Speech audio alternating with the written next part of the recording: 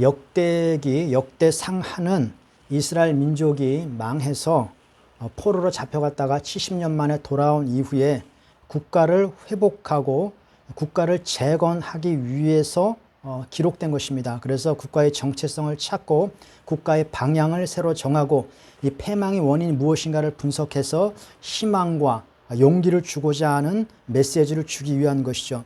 그 이스라엘의 패망 원인에 대해서 여러 가지로 분석을 합니다만 특히 역대기에서는 강조하고 반복하는 말들이 있습니다. 오늘도 말씀해 보니까 우리가 여호와의 궤 앞에서 묻지 아니하였다. 그러므로 우리가 여호와의 궤를 예루살렘으로 모셔오자 라는 얘기를 하죠. 10장 13절에도 사울 왕조가 망한 이유에 대해서 뭐라고 얘기를 하냐면 그가 하나님의 말씀을 지키지 않고 신접한 자에게 가르치기를 청하고 여호와께 묻지 아니하였다. 그래서 하나님께서 그를 죽이시고 다윗에게 왕권을 넘기셨다라고 분석을 합니다. 이스라엘 왕조에 있어서 가장 번영한 왕조는 다윗 왕조고 실패한 왕조가 사울이었거든요. 사울과 다윗 왕조를 비교하면서 그들이 실패와 성공의 원인을 그냥 두 가지로 심플하게 정리를 합니다. 사울은 여호와께 묻지 아니하였다. 다윗은 무슨 일이 있을 때마다 여호와께 물었다. 그래서 다윗이 무슨 일을 할 때마다 강조합니다. 14장 10절에도 보면 다윗이 전쟁을 하기 전에 하나님께 물어 이르되 내가 블레셋을 치리이까. 14절에도 보니까 다윗이 하나님께 또 묻자온대. 이 하나님께 물었다, 하나님께 구하였다라는 말을 강조하죠. 유일하게 역대상에서만 나오는 인물이 야베스인데 야베스라고 하는 사람은 알려지지 않은 인물이었지만 그가 유명하게 된 이후에는 그가 하나님께 구하였는데 하나님께서 그 구하는 것을 허락하셨다. 이름도 알려지지 않은 무명의 그리스도인이었지만 그가 하나님께 구하였고 하나님 허락하시니 그는 존귀한 자가 되었지 않느냐. 그러므로 이스라엘 백성들이 다시금 일어서기 위해서는 하나님께 묻고 구하는 것부터 시작해야 한다라는 것을 강조하고자 하는 것이죠. 근데 이 성경에서 하나님께 물었다, 하나님께 구하였다라는 말은 단순히 하나님께 부르짖어 기도를 많이 했다라는 것보다는 범위가 훨씬 넓습니다. 이 말은 하나님께 묻지 아니했다라는 말은 하나님께 기도하지 아니했다라는 말보다 훨씬 범위가 넓어서 우리 삶의 모든 결정에 있어서 하나님을 배제시키지 않았다는 것입니다. 하나님께서 원하시는 것이 무엇인가를 찾고 그분의 인도하심을 받았다라는 것이 하나님께 물었다라는 뜻이거든요. 그러니까 하나님께 묻지 아니했다라는 것은 우리의 삶의 중요한 결정권에 있어서 하나님을 배제시켰다는 것이죠. 이스라엘의 정체성은 무엇입니까? 하나님의 백성이거든요. 하나님의 백성들이 하나님을 배제시키면 그 하나님 백성의 의미가 없잖아요. 그러므로 이스라엘 백성들은 하나님을 그의 삶의 인도자로 모시고 그분의 인도하심 받는 것부터 시작을 한다라고 하는 것이죠. 사울이 이스라엘 백성들이 하나님께 묻지 아니하고 그 물어야 할 대상을 하나님을 배제시키고 각종 우상과 신접한 여인으로 대체시켰을 때에 이스라엘은 멸망의 길을 갈 수밖에 없었다라는 것을 말하는 거죠. 결국 이스라엘의 환란이라고 하는 것은 그들이 하나님을 떠나고 하나님을 배제시킨 것에 대한 징벌적 성격이라는 것을 강조해주고 그러므로 이스라엘 백성이 다시 재건하기 위해서 가장 중요한 것은 하나님을 찾는 것이요, 하나님을 구하는 것이요, 하나님께 돌아오는 것이다 라는 것을 말하는 것입니다. 그 시초로 지금 다윗이 그 시작을 알리면서 하나님의 법궤를 왕국의 수도인 예루살렘으로 모셔오는 것으로 시작을 하는 것입니다. 굉장히 중요한 국가적 행사죠. 그런데 이 중요한 국가적 행사에 아주 희한한 일이 벌어졌습니다. 수레에 법궤를 싣고 왕국의 수도로 모셔오는데 수레가 뛰놀고 법궤가 떨어지려고 하는 것을 우사라는 사람이 붙잡았는데 그것 때문에 우사가 죽고 국가적 이 중요한 행사가 엉망진창이 돼버린 겁니다. 그러니까 다윗이 너무 놀래가지고 그 법궤를 다시 돌려보내는, 이 다윗 왕조에 있어서 법궤를 모셔오는 것만큼 중요한 행사가 없는데 너무 놀래서 법궤를 다시 돌려보내는 그러한 일이 발생했다라고 하는 것이죠. 그 왜 이 다윗과 그 백성들이 이 하나님의 법궤를 수레에 싣고 오려고 했을까라는 것을 생각해 보면 그 아미나답의 집에 어찌하여 법궤가 들어갔는가라는 것을 역추적을 해보면 왜 이들이 수레에 법궤를 싣고 왕국 수도로 오려고 했는가라는 것이 추측이 되어집니다. 왜냐하면 그 수레에 실려 법궤가 아미다답에 가게 된 그 배경에는 우리가 알다시피 이스라엘 백성들이 블레셋과의 전투에서 실패하지 않았습니까? 완전히 망했습니다.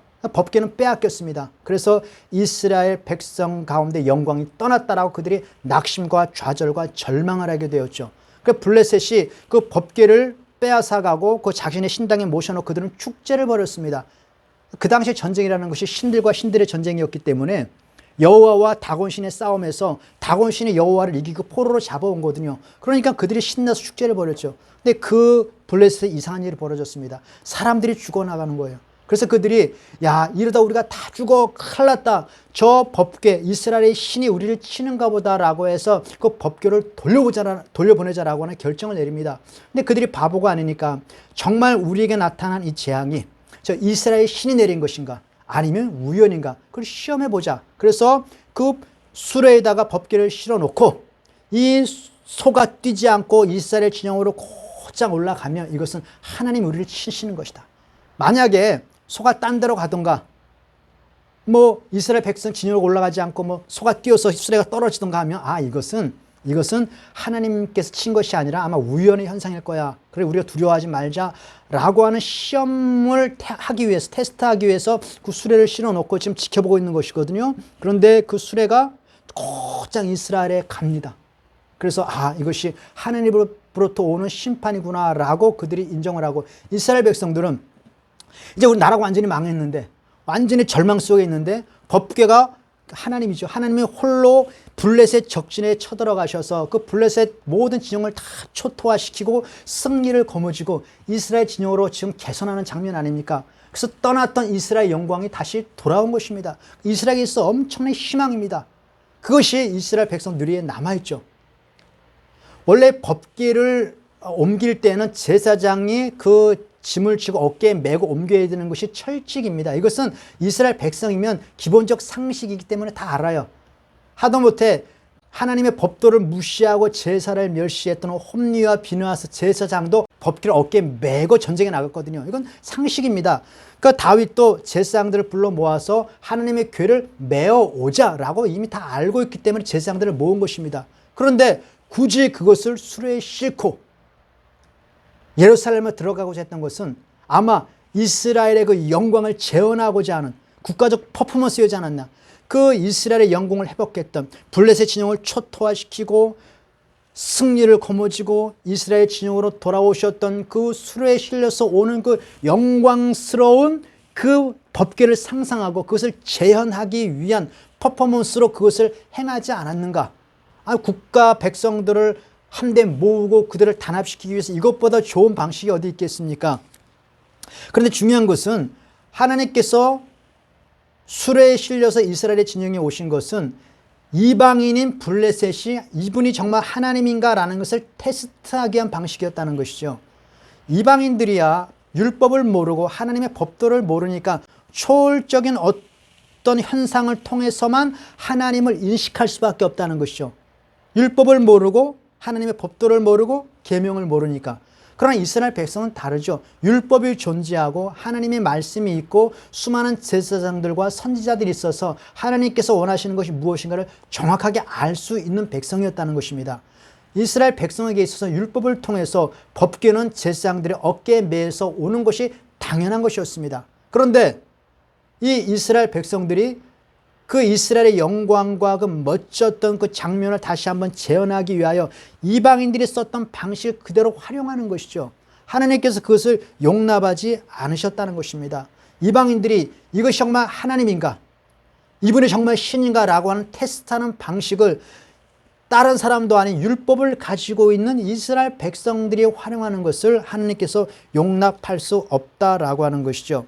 세상에서 하나님 어떻게 볼 것인가? 이거 굉장히 중요합니다.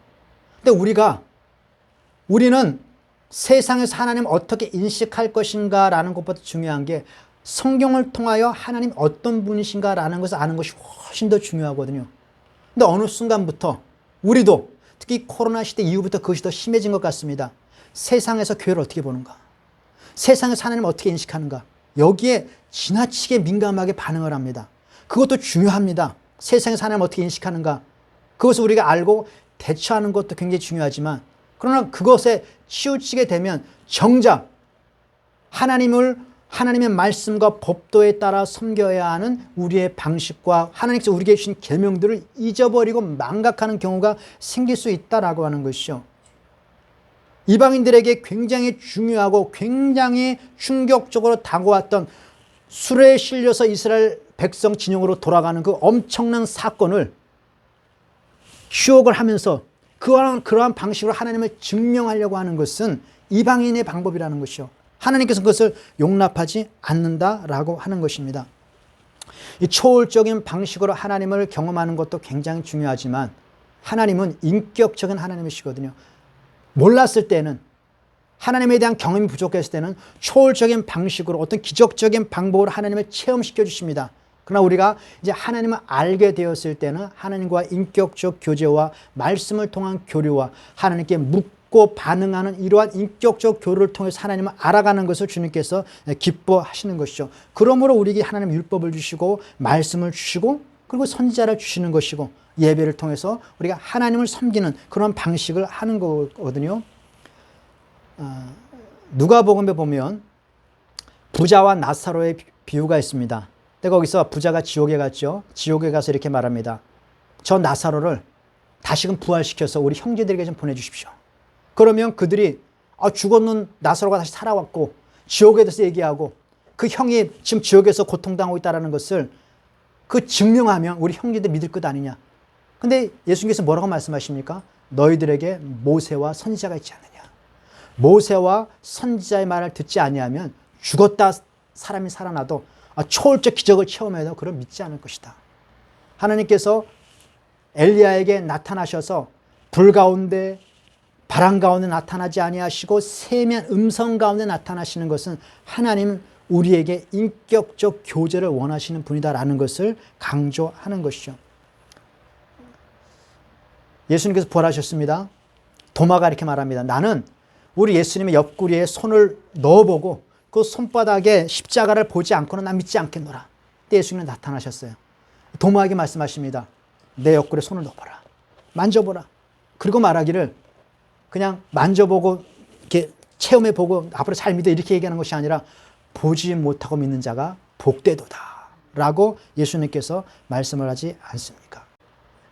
세상에서 성경에서 말하고자 하는 방식으로 하나님을 증거하면 야 그거 좀 뭐가 이상한데 라고 하는 거부감들이 많이 생겨나죠. 그 대표적인 예가 이제 그 다윗이 이 실수를 한번 하고 나서 다시 제사장의 손에 의하여 이제 법궤를 다시 모셔오지 않습니까? 법궤를 모셔올 때 뭐 그 모든 백성들 앞에서 다윗이 막 기뻐서 춤을 추고 막 찬양을 하고 난리가 납니다. 그때 그것을 지켜보고 있던 미갈이 아니 그 왕이 그래 채신머리 없이 이게 뭡니까? 사람들이 다 보고 있잖아요. 그러니까 아직도 우리는 그렇게 생각한다는 거거든요. 사람들이 당신을 어떻게 생각하는가? 세상이 당신을 어떻게 생각하는가? 교회가 세상의 교회를 어떻게 생각하는가? 중요하지만 성경이 무엇을 원하시는가? 율법이 무엇을 원하는가?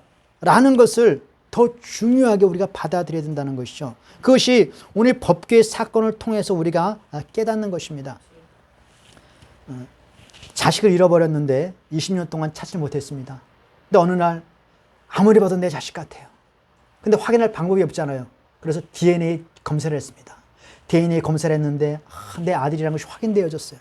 얼마나 기쁠까요? 넌 내 아들이구나 라고 엄청나게 기뻐하고 막 즐거워할 것입니다. 그래서 한번 DNA를 확인하고 내 자식이 확인되어졌으면 그때는 이제 서로의 공통점을 찾아가면서 서로 교제하면서 아들과 부모로서 지내는 것입니다. 근데 시간이 갈 때마다 너 일로 와봐. 다시 DNA 좀 해보자. 다시 또 가서 DNA 검사하고 또 말이 안 되면 자기 일로 와봐. 아무래도 그때 우리 검사를 잘못한 것 같아. 다시 한번 가서 해보자. 그러면 그 아들에 대한 모독 아닙니까? 결혼을 했는데 이게 아무리 봐도 나를 닮은 것 같지가 않아. 그래서 고민하다가 DNA 검사를 했어요. 했는데 내 친자임이 확인되어졌습니다. 그러면 그렇게 하는 것도 기분이 아내 입장에서 굉장히 불쾌하고 모욕감을 느끼죠.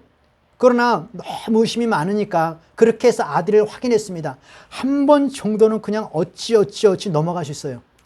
두 번째 와가지고 다시 한번 해보자. 세 번째 와서 다시 한번 해보자. 이러면 아내에 대한 심각한 모독입니다. 같이 살 수가 없지 않습니까? 우리가 하나님을 그런 식으로 자꾸 증명하려고 한다는 거죠. 우리가 하나님을 영접했고 한번 기적을 체험했고 우리가 하나님을 만났으면 이제 하나님과 인격적 교류를 통해서 하나님과의 깊은 친분을 쌓아가는데 하나님 확인시켜 주십시오. 하나님 DNA 한번 검사합시다. 그래서 자꾸 뭔가 초월적인 어떤 신비한 경험들을 통해서 하나님을 자꾸 확인하려고 한다는 것이죠. 이것이 이방인들의 방식이라는 것입니다.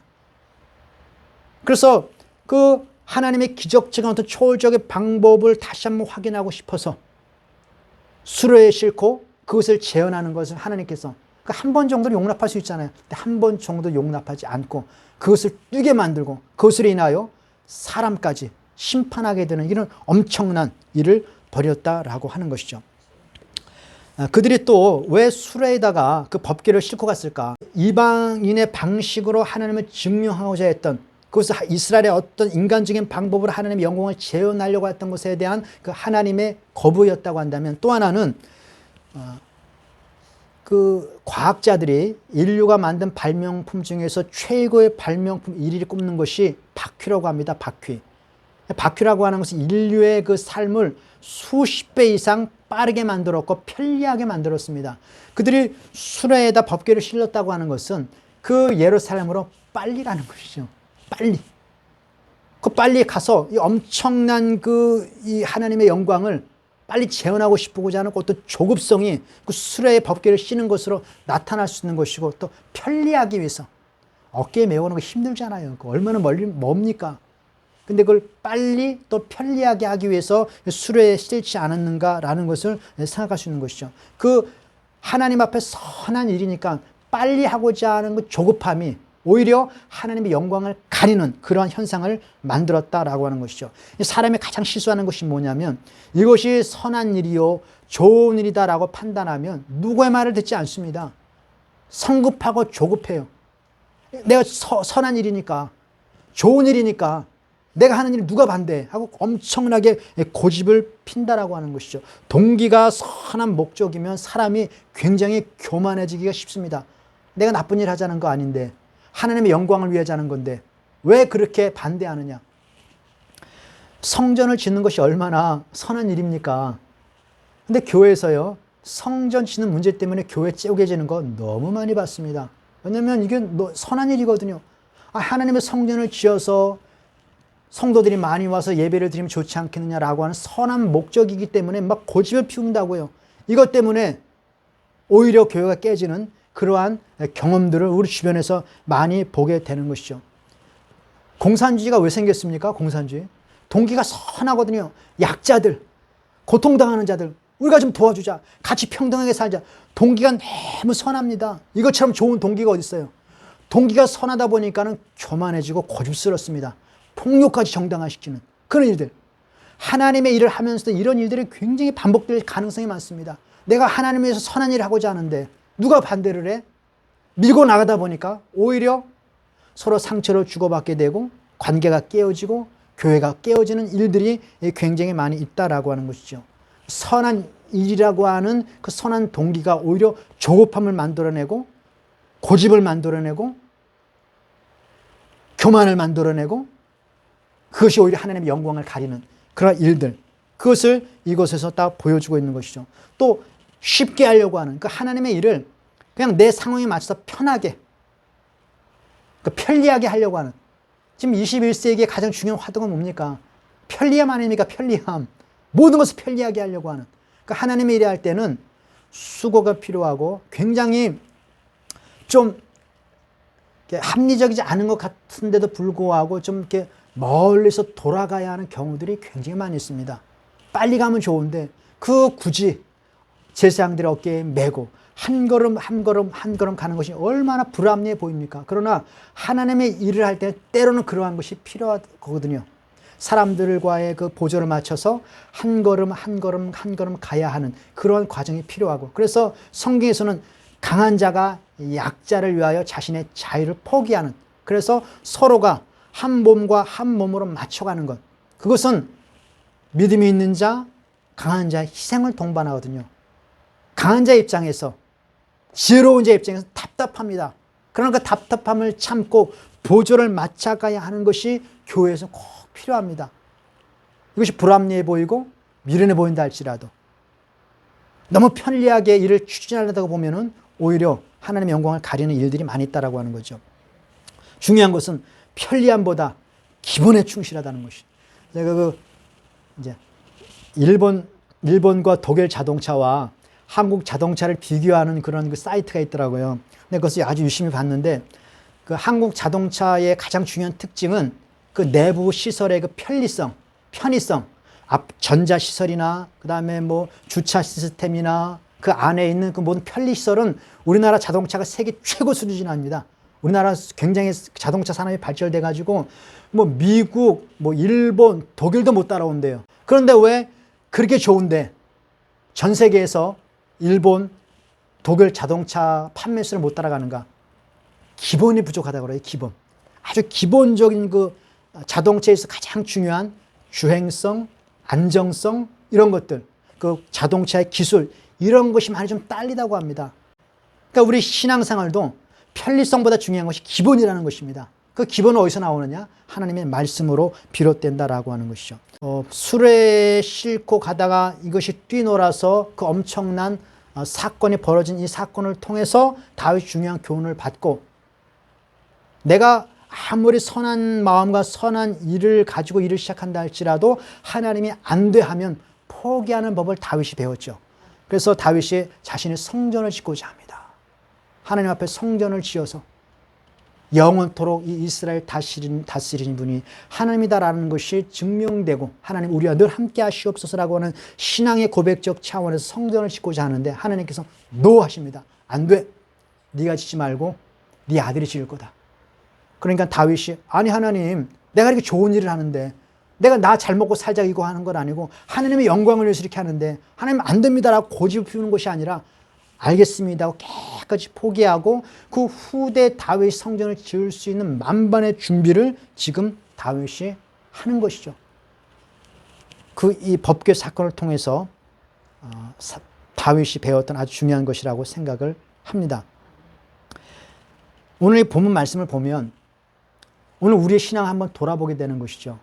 우리 한국 교회와 내 자신을 돌아보게 되면서 우리가 하나님께서 진정 원하시는 것이 무엇인가라는 것을 헤아리지 않고 내 선한 동기와 내 선한 마음과 아니면 전에 이런 일을 인해서 하나님 영광을 받으셨잖아라고 하는 옛 어떤 간증과 추억을 생각하면서 수레에다가 법궤를 올려놓고 이스라엘 백성처럼 춤추며 뛰놀며 찬양하는 것입니다. 하나님이 원하시는 것은 그것이 아닌데 너 법궤를 어깨에 메고 예루살렘으로 들어가라라는 것이 하나님의 뜻인데 수레에다 올려놓고 우리는 하나님의 영광을 위한답시고 노래를 부르고 찬양을 하고 소리를 지르고 부르짖고 간구하며 뛰노는 이러한 일들을 우리가 지금 하고 있지 않는 것이 아닌가라는 것을 한번 돌아보고 반성을 해보는 것이죠. 하나님께서 우리의 잘못을 깨우치시기 위하여 수레에서 법궤가 떨어지는 그러한 수모도 감수하십니다. 법궤가 수레에서 떨어지는 것 이게 얼마나 웃겨요. 하나님이 지금 수레에서 떨어진다니까요. 그런데 하나님께서 그것을 감수하시는 것이죠. 모욕을 감수하십니다. 왜? 너가 잘못했다. 세상에서 우리 그리스도인들이 하나님을 섬기는 방식에 대해서 하나님께서 너 그거 아니야 라는 것을 가르쳐 주시기 위해 하나님께서 오늘도 세상에서 수모를 감수하십니다. 모욕을 감수하세요. 언제까지? 우리가 깨닫고 돌아올 때까지. 그래서 오늘 우리는 그것을 배워야 한다는 것이죠. 수레가 뛰노니까 우사가 법궤를 붙잡았습니다. 하나님을 위한 마음이죠. 아이고 하나님이 떨어지시네 하고 딱 붙잡았습니다. 근데 하나님께서 그를 죽이셨다는 거죠. 인간적인 방식으로 하나님을 위한다는 것 하나님께서 원하지 않습니다. 그것을 우리가 잘 분별하는 과정이 필요하다는 것입니다. 신앙이라는 것은 하나님께서 무엇을 원하시고 하나님이 원하시는 방식으로 우리가 하나님을 섬기는 것 이것이 우리의 신앙입니다. 그것을 배워가는 과정이 교회 생활이고요. 오늘 교회 생활 우리의 신앙을 통해서 다시 한번 이 진리 가운데 하나님이 역사하시는 방식이 무엇인가를 우리가 배워야 할 줄로 믿습니다. 근본적인 질문, 어디서부터 잘못했는가? 근본적인 질문을 우리가 던지고 우리 기본부터 다시금 쌓아가는 것이 필요하다는 것입니다. 교회 안에서 이단들이 생겨나고 교회 안에서 엄청난 문제가 생기는데 변하지 않는 이유는 전부 다 하나님을 위해서 산다는 거기 때문에 그래요. 나는 이거 하나님을 위해서 사는 것이야 라고 하는 것이기 때문에 열심을 더 냅니다. 이단들처럼 열심히 있는 사람이 어디 있어요? 난 그 만민교회 그 사람들 그 뻔히 잘못인 거 뻔히 알면서도 그 사람들 기도하는 거 보니까 아이고 우리는 따라갈 수가 없습니다. 얼마나 열심히 기도를 하는지.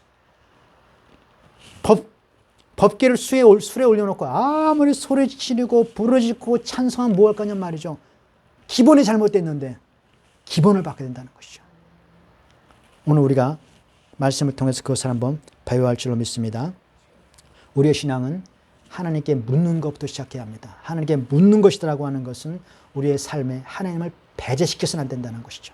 하나님 인도하심을 따르는 것이 하나님께 묻는 것이요 구하는 것이 출발이고, 또 우리가 하나님과의 어떤 초월적인 경험을 사모하지만 그것보다는 매일매일 주님과 인격적 교제, 예배, 말씀, 기도를 통한 인격적 교제를 통해 하나님과의 깊은 그 교제의 삶을 사는 것이 더 중요하다는 것을 우리가 깨달아야 할 것이며, 옳다고 선한 동기라고 무조건 밀어붙이는 것이 아니라 하나님께서 무엇을 원하시는가, 그 기본을 다시 한번 찾고 회상하고 구하는 것이 우리 삶에 필요하다는 것입니다. 그래서 편리성을 추구하고 세속 속인 이 상황 속에서 세속에 물들지 아니하고 경건과 거룩으로 하나님을 섬기는 그 의로운 우리의 삶을 되찾아야 할 줄로 믿습니다. 그러한 은혜가 우리 가운데 있게 되길 바랍니다.